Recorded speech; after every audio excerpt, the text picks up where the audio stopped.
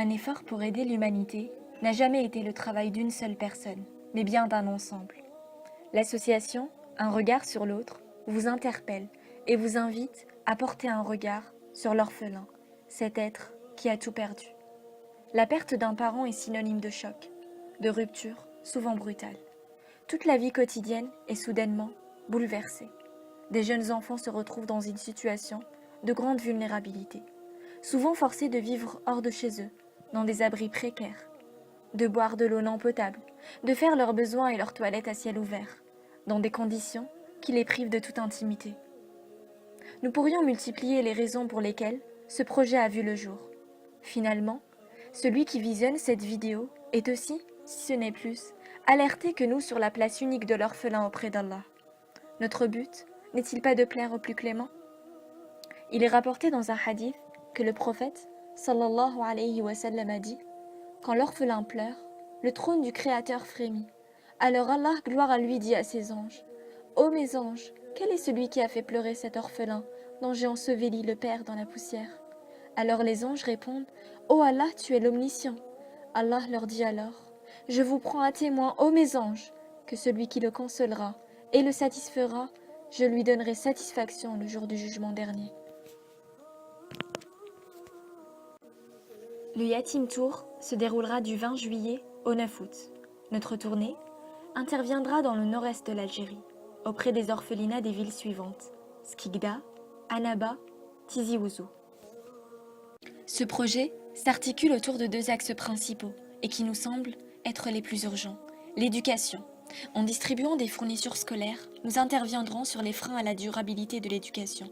Puis, nous mettrons en place un suivi des élèves avec un programme de parrainage, scolarisation orphelin. L'accès aux soins, en distribuant du matériel médical aux orphelins, avec une mobilité réduite, et du matériel au centre de soins. Puis, nous mettrons en place une formation aux premiers gestes de soins. Cette tournée permettra aussi d'offrir un peu de divertissement aux orphelins, à travers des rencontres, des balades et des surprises. Animés par cette injonction de notre bien-aimé, sallallahu alayhi wa sallam, nous aurons, par la volonté d'Allah, la chance de pouvoir mettre en place de multiples actions destinées uniquement à égayer les enfants.